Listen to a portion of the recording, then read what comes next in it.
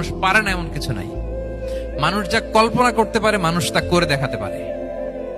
এজন্য আমাদের কল্পনার জানালাটাকে বড় করতে হবে।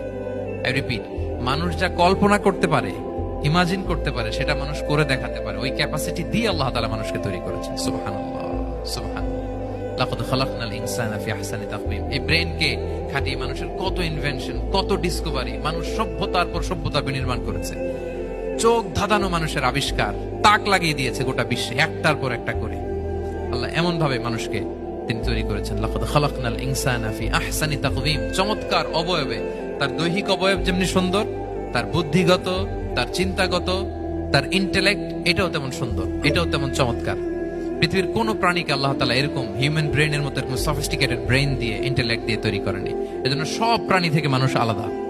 সব প্রাণী থেকে মানুষের চিন্তা, বিবেক, বুদ্ধি এগুলো আলাদা।